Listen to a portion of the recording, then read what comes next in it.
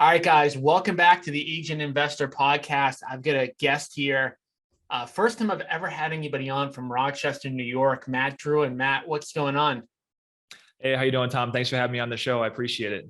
Yeah, absolutely. So, we talked a little bit kind of in the intro about, the focus of the show and stuff like that. So let's talk a little bit about like your background, like how you got starting in real estate, like at all. How I got involved with real estate was pretty much by accident. Yeah. So I went to a 4-year liberal arts school, and I thought that getting a general business degree with a concentration in finance was going to get me like a job on Wall Street as a financial analyst, and I was going to be making buku bucks and all that stuff. And so I got my first taste of humble pie as a young adult when I was going out there looking for jobs, in New York and these other markets. I looked at Boston as well. And, the job I could get was like as an entry level data entry type of thing. And that just wasn't my game. I thought that I was better than that. And so, fast forward, I was like, I need to find a job. And the only job I could find at the time in 2006 was as a part-time bank teller. It wasn't even a full-time position, but it was at Chase Bank, and it was in a branch in my hometown, which was, an affluent white suburb. My parents were more blue collar, that, they basically spent every cent that they had to buy a house in this neighborhood to send us to the best school district.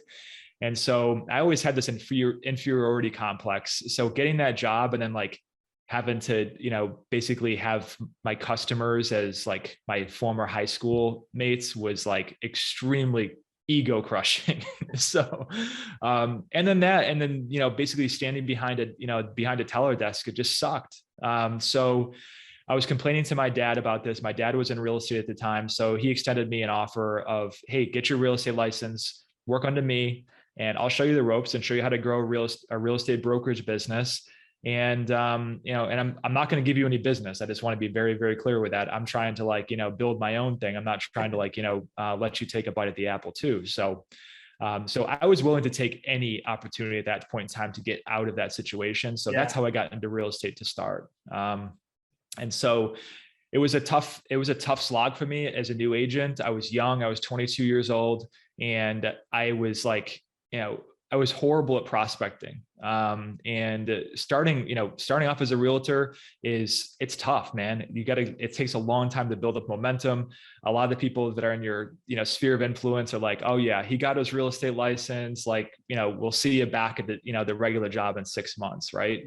Yeah. So it takes a long time to build credibility with your sphere. And it like, okay, this person's actually like made a decision to make, take this seriously. So anyways, it was tough, but I was able to like save about $16,000 worth of commission checks. I was also working part-time at a liquor store at the time. And so my dad was like, hey, you got some money saved up. You should buy a property, and a multifamily property, owner occupy one of the units and rent out the rest, because you can't live with me forever. At this point in time, it was not in vogue for millennials to live at your parents' house. So he pushed me out of the nest, so to speak. And that's really where I got bit by the bug, is that, I bought this property. It was a 4-family property.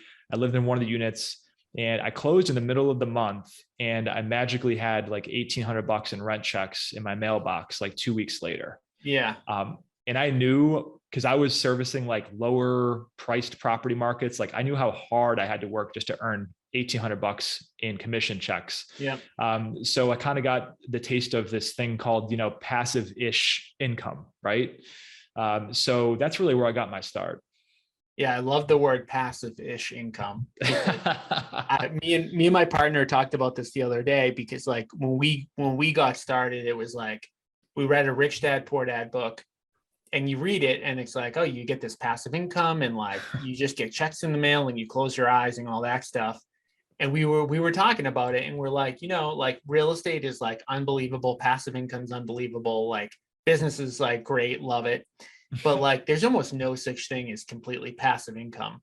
Like at the end of the day, like you have some sort of involvement, even if you structure it like perfectly. Like you're still like being told stuff. You still have to do some things, but Yeah, I like that word because I think some people, or it's sold a little bit as Mhm. like, I'm just gonna like wake up, I'm gonna be on an island and like checks are gonna come into the mail. So what did that mean for you? Like what made it like passive-ish, but not completely passive? Well, I mean, first starting out, I mean, I had to do everything myself. So it was definitely more of an involved process there. And I was not mechanically inclined at all. My dad was not the mechanic in the family or anything like that. His background was in like, he first started in general labor at a brewery, and then it was into sales, right? Into real estate. So I really had to like, this was before YouTube and stuff like that. So, I mean, I had a really, really heavy involvement on the front end, and I'd call in contractors that, sometimes would rip me off. Like, when I had when I had a problem that needed to be fixed at the property. But even after I sort of, grown, and today I'm at about 120 units of like residential and commercial property, I still have an active involvement with that. And a portion of that portfolio is third party managed, which is, supposed to be completely passive, right? And that's just not the case. I mean, I still get emails from them. I still have to, drive by the properties and, inspect what I expect. And there's still something there. I mean, the magic with passive-ish income is that the income you get from it is not commensurate with the units of input in terms of like energy or your own labor. It's like very, very unbalanced in a good way. So it affords you the opportunity to scale. All of us, we only have 24 hours in a day. We don't have none of us have a 25th hour. And so that's where the scalability is really attractive with real estate investing is that. And then also, we don't have, 401k matches and stuff like that as agents. I mean, at least, most of us don't.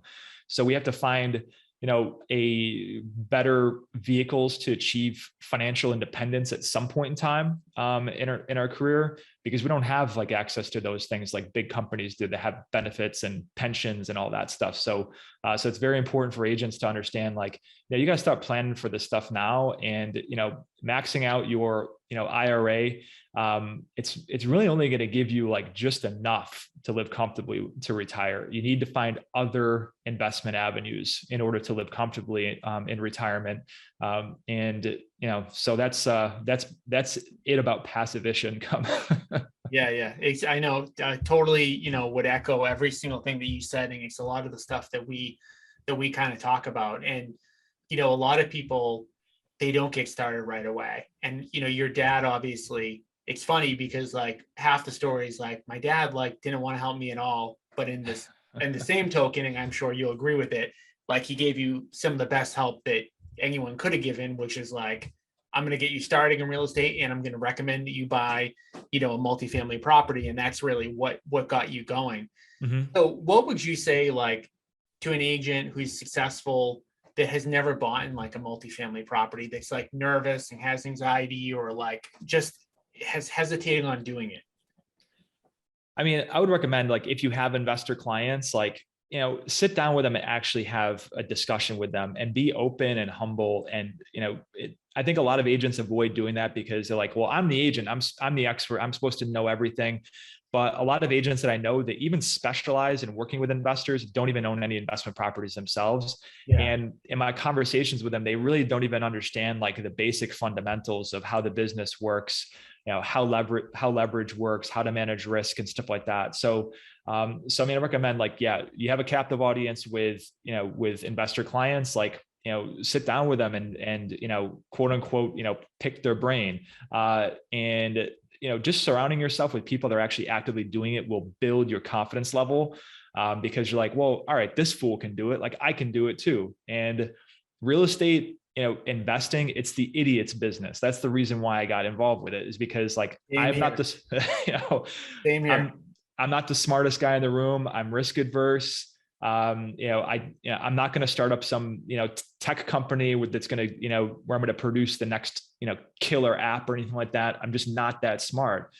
So yeah, I mean, that's my suggestion. And there's like, out of the many hundreds of agents that I know, there's probably only like a few of them that have ever bought an investment property. And that's not right. So. Yeah, I always tell people, like, I used to do like a lot of speaking, and one of the things I used to say I don't like repeating myself because it bores me. But one thing I always used to say in every single presentation is like, I had this little slide up, and it was like a bunch of people standing in a room, and like some of them I had labeled as like successful investors, and some of them I had labeled as just average everyday people who have never invested. And I said, if you mixed up all these people in the room right now, you would never be able to, just from like a 2-minute conversation, know who's like this super successful, wealthy person and just this person who's never invested. Because like you said, it it's just somebody doing it. Like it's not I think that was like my realization, because it took me like 3 or 4 years to do my first investment deal. Mhm. And I remember like going to these networking groups, and I would meet these people that were like doing it, and I'd be like, oh my, what? Like this person's doing it? And I don't mean to even say that like in a negative way. It was just like this person that like was just average every day like myself, and they were doing all these big things, and I'm like, how are they doing it? And what everyone told me is just like they took action. And that's really the difference. And like, you know, you talk to people, like I talk to people all the time on like my show and other shows, and just, nationally. And it's like the people who are like, way up here, it's like they just kept doing stuff. And the people, you could be super smart, but you never took any action. And it's like you never go up. And it's just I mean, it's so simple, but it's also something that like I always repeat because it's so true. Mhm. Um, Yeah. And that's to add on to that. I mean, that's the thing with action is that what you don't really realize, and this is also comes from like, it's the same thing as marketing, right? Like your actions are not like big and small. They're not only like cumulative, but they become exponential at some point in time. yeah, And so every time you take action, you're planting a seed, and it takes some time for that seed to grow, but it's also it takes from consistent, persistent, and also intentional action, and just aggressive patience is I think is the best best term for it. So yeah, we call it like getting 1% better every day. mhm. And essentially like the way that we, and this is really true. It's like you start in real estate or you start investing, and everybody wants the big thing to happen right away. Mhm. Right? I do. Everybody does, right? And it's like all you need to do is get 1% better every day. And then all of a sudden, like you've got hundreds of percents better. And that's your baseline now. And like you talked about, same thing, the seed analogy is the same exact thing, where like you plant a bunch of seeds and like they're not going to grow right away. They're just not. But like if you're continuing to plant, you're continuing to get 1% better. All of a sudden, and you talked about having like over 100 units. I think you said close to 150. All of a sudden, you go from this real estate agent that's having a tough time, maybe not doing a lot of sales, to now, I can't say this for sure, but I would venture to guess that you're close to, if not at the point now, where your passive income is high enough that you don't have to worry every day about like having a huge sale volume. I don't want to speak for you, but would you agree with that? Oh yeah, I mean, I've replaced my income several times over through the growth of the real estate portfolio. And I've been doing this for 15 years, but it didn't have to take me 15 years. It was really only when I started focusing and developing a plan. It really took me 3 years to go from 14 units to about 120 units. And in that process, I was able to more than replace my income. And it's also made me a better agent in the process, because now I'm not like I'm not transactional. I'm not like, Yeah. having to do a deal to like, like make my mortgage payment, or like, all right, I got to take the family on the vacation this year, and all that stuff. So it's definitely, benefited me from that way too. And also, I'm still a practicing agent, but, I don't really, I'd say only service like friends and family. I only make like intentionally just enough to pay my living expenses, because I don't want to take distributions out of my real estate investments. Yep. And in that process, I don't pay income tax anymore, because all the depreciation and net loss carry forwards from the capital improvements I make on the properties offset all of my brokerage income. Yeah. So That's great. And also greatly reduces the amount of self-employment tax that I have to pay as well, because now I'm considered a full-time real estate professional, because I've sort of transitioned over to more on the development and investing side. Yeah, no, I love it. I mean, you're pretty much at the point where most people that they read that Rich Dad Poor Dad book are like, okay, I want to get to this point where, I can work when I want, not work when I don't have to. And I like the fact that, you highlighted like it makes you a better agent. And I've done that myself. Like, and I know everybody who's on here who's an agent has pressed for a deal at one point or another. Mm-hmm. And when you're pressing, like, you're not the best version of yourself because you're not looking at it from the right perspective. You're not looking at it like a consultant. You're looking at it like I gotta make money. I know, like, I've done it. Like I've done it, and it's like, you got to get this deal done, whatever I have to do. Like, I got to push, but that's not, the right way. And doing it the right way leads to more business because that leads to more referrals. It leads to more deals and stuff like that. So with your agents, what you're doing on the agent side now, like, are you just looking at it like, do you turn away people at this point, or are you thinking about growing out a team, or have you grown out a team, or are you just like, I'm going to keep it like simple and just, like you said, earn enough and that's really it?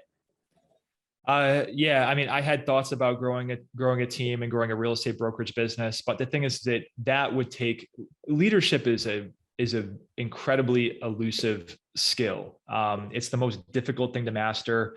And I would have, wanted to focus my time more on growing the development business and growing the portfolio rather than being responsible for the well-being of whatever, 5, 10 different agents. Yeah.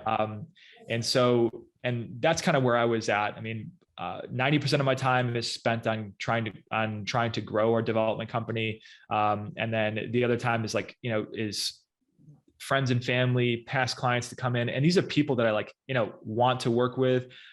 I'll do a quick interview with them and I'll know within 10 minutes whether I want to work with this person or if I'm going to refer them to an agent or a team that I know that will be able to service them and service them well. Yeah. So I do a lot of referrals. You had mentioned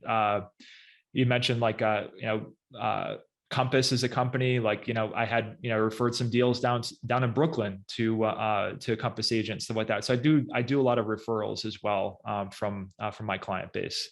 Yeah. Again, like, another thing that I think gets screwed up so often, and I've done this, and I think, taking on too much and not being focused on the stuff and being intentional enough about what you should be doing. And like, it's interesting because I would say 90% of people that are in your shoes would have built out a team. Mm-hmm. And I love the fact that you kind of acknowledged or realized that, like, it takes time, effort, and energy. And if you can't do it the right way, it's not going to work out. Mm-hmm. So it's very common for people to try to build out a team or build out a brokerage or do this something that they feel like is like the next level for them and not focus on what is their number one thing. And I've learned this the hard way. And I'm sure, again, like a lot of people they're listening would acknowledge it. Like, it's hard to be really good at like 10 things. And probably one of my biggest, things is I think I can be good at 10 things. Because I'm competitive, but the reality is, like, the way that you're doing it is a much smarter way to do it, because you're saying, hey, like, if I have to refer out something, maybe I can make a little bit more running a team or doing this, but like, it's going to take my focus away from doing what my number one goal is. So with that being said, like, you're up to 100 and something units. It sounds like that's the focus. What are you trying to do, like, there in the next like 2 or 3 or 4 years? Like, what are the big goals you have for that?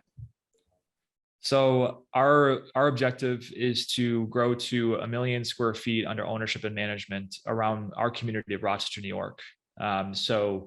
and we got a ways to go. I think we're at about 250,000 square feet or so that we own. So, and we've also gravitated towards more commercial deals. We won't touch a deal if it doesn't gross at least $200,000 a year in gross rents. We won't touch that deal unless it's like right next to a property that we already own.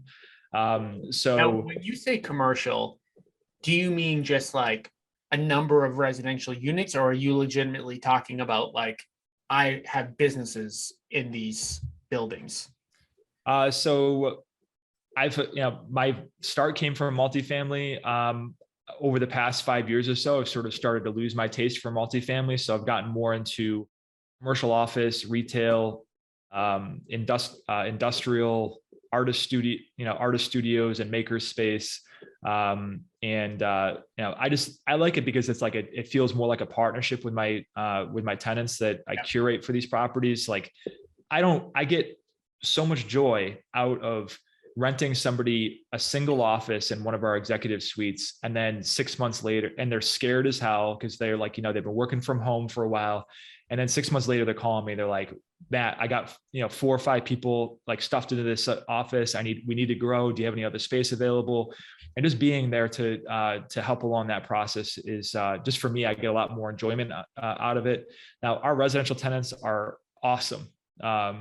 They are, they pay the rent on time. They treat our properties right and stuff like that. So, but I just get a lot more joy out of the commercial side of things.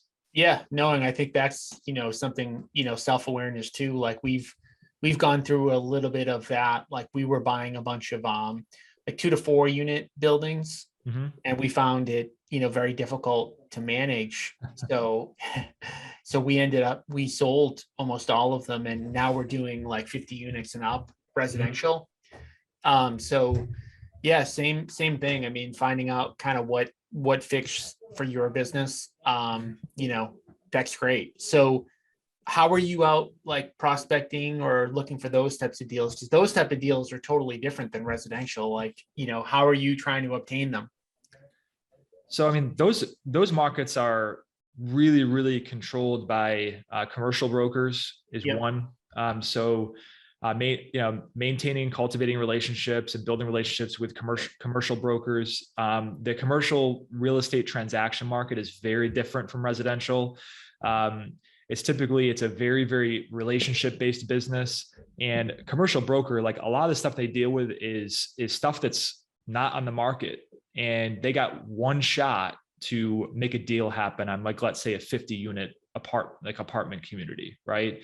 Because it might be off market. They bring it to somebody and they can't close, and the deal goes up in smoke, then that whole deal just fell apart. And some commercial brokers only do a handful of deals a year, so the livelihood depends upon it. So there's commercial brokers, and then there's I maintain a pretty robust thought leadership platform around real estate investing education. So I'm intentionally out there to give as much valuable information as possible as to how to build a real estate investing business for free. And in exchange for that, I get seen as a subject matter expert. So there's even other real estate investors that refer me deals because of that. Because, a deal might have some hair on it, may have some occupancy issues, whatever. They might be intimidated by it, which is probably like most of the time is like, these guys have bought 4 family and 3 family properties, and they don't know how to take down a 24 unit property. Yep. So that's another source as well. And then there's like the regular prospecting, like driving around the neighborhoods that we are targeting, and looking at properties that look like these things are look kind of mismanaged, and just keeping our ear to the ground that way as well. Yeah. So, I mean, everything that it's funny because I talk to so many different people, and a lot of people have like a million ideas and no real clear focus. And you have this one idea, very clear focus, exactly what you're doing, and it's very simple. And I think the biggest takeaway for me, here, for people that are listening, is just like, if you don't know exactly what you want, it's hard to get it. And sometimes, like, whether or not you think Matt's plan is like this super exciting or sexy plan or not, like, it's probably not the sexiest plan I've heard, but it's also a very clear path to wealth that, like, given how clear you are about it, I'd be shocked, like, if you didn't hit it. So I think the simplicity is something that we all need to get a little bit better at, and that we can take away from, this podcast. So what would you say, to wrap, like, what's the biggest piece of advice that you could give, an agent related to investing, like, period? Do a deal. If you haven't done a deal yet, buy and invest for property. There's so many different strategies out there. There's like just a confusion of amount of information out there. Yep. So if you're comfortable with buying a single family house, then do it. Even if it ends up being a bad deal, you'll learn a tremendous amount in the process. The most important thing is that, most of us have friends, have family, running a successful real estate brokerage business. I grew up with my father being in the business, and my mother working all the time as a dialysis nurse, like weird, crazy hours. Like, it was very difficult for my parents to be present. And especially my dad, he was doing between 10 and $15 million a year in production. And I just remember, like, going out to dinner with him, and for a birthday or something like that. And he was taking phone calls the entire time. Yeah. And so, that's like, and, some people say that, I can turn my real estate business into, this like fully automated brokerage thing there. It's a really, really high touch business that requires a lot of connectivity. I have clients that I'm working with, if I don't answer their text message within 15 minutes, like they start blowing me up. Yeah. So I think it's really, really important in terms of, helping balance a lifestyle over time with the real estate thing there. So yeah, just like, do a deal. I don't think anybody's gotten killed in the process of doing one deal. No. So, I mean, at the very least, it's like it's the least expensive tuition you'll pay that has a tremendous amount of upside in the back end. Yeah, I love it. And so many people will, like, invest in education or go to school or do all these things, and it's like, it's not even a thought, but like the potential for getting into a deal, which most likely is going to work out, seems like scary. So it's just kind of one of those, like, life kind of like interesting things that, we could probably sit here and ponder about. But I want to thank you, Matt, for jumping on today, sharing your knowledge. First Rochester, New York guest. So I'm happy to, break the seal on that one. Yeah. Thanks, Tom. I appreciate it. All right. Thank you. And guys, we'll be back next week with another episode of the Agent Investor Podcast.